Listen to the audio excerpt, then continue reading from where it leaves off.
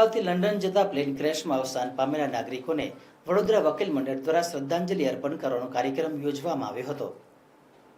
ગતરોજ અમદાવાદ ખાતે ઘટેલી દુર્ઘટનામાં સ્વર્ગસ્થ તમામ મુસાફરોને શ્રદ્ધાંજલિ આપવામાં આવી હતી, જેમાં દિવાળીપુરા એડવોકેટ હાઉસમાં વડોદરા વકીલ મંડળના તમામ વકીલોએ ભેગા મળીને 5 મિનિટનું મૌન રાખી મીણબત્તી પ્રગટાવીને શ્રદ્ધાંજલિ પાઠવી હતી, જેમાં ખાસ ઉપસ્થિતિમાં બરોડા બાર એસોસિએશનના પ્રમુખ નલિન પટેલ તથા એડવોકેટ રીતેશ ઠક્કર, એડવોકેટ ડિમ્પલ બ્રહ્મભટ્ટ તથા એડવોકેટ નેહલ સુતરિયાએ શ્રદ્ધાંજલિ પાઠવી હતી।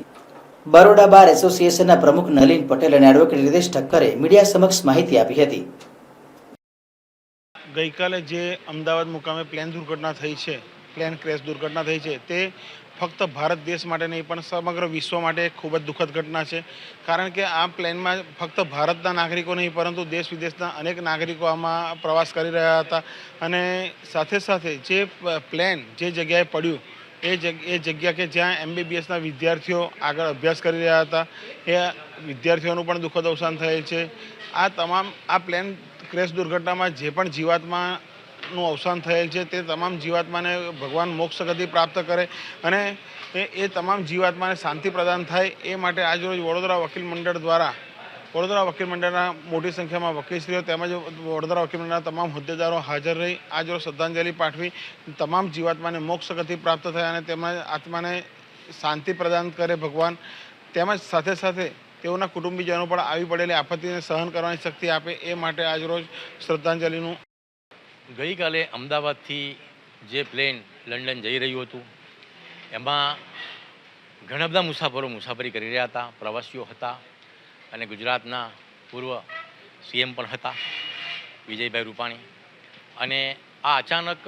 પ્લેન જે બિલ્ડિંગ પર પડ્યું ત્યાં ડૉક્ટરો અને બીજા સ્ટુડન્ટો પણ હતા અને જે જાનહાનિ થઈ છે, તો આ તમામ જાન ગુમાવનારના આત્માને શાંતિ મળે, એમના દિવ્ય આત્માને મોક્ષ મળે તે માટે તેમજ તેમના કુટુંબીજનો પરિવારજનોને ભગવાન આ આકસ્મિક અચાનક આવી પડેલી આફત સહન કરવાની ભગવાન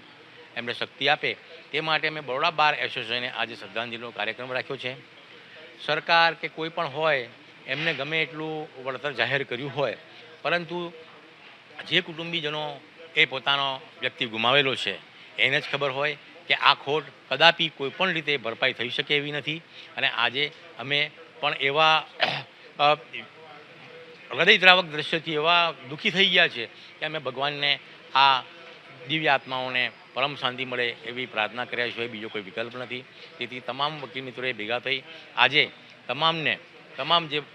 મુસાફરી કરનાર જેમને જાન ગુમાવ્યો છે અને જેમને ઈજાઓ થઈ છે એ જલ્દી સાજા થઈ જાય અને જેમને ઈજાઓ થઈ છે તે સાજા થાય અને જેમને જાન ગુમાવ્યો છે એમના આત્માને શાંતિ મળે એ માટે હૃદયપૂર્વક અમે આજે શ્રદ્ધાંજલિ પાઠવીએ છીએ।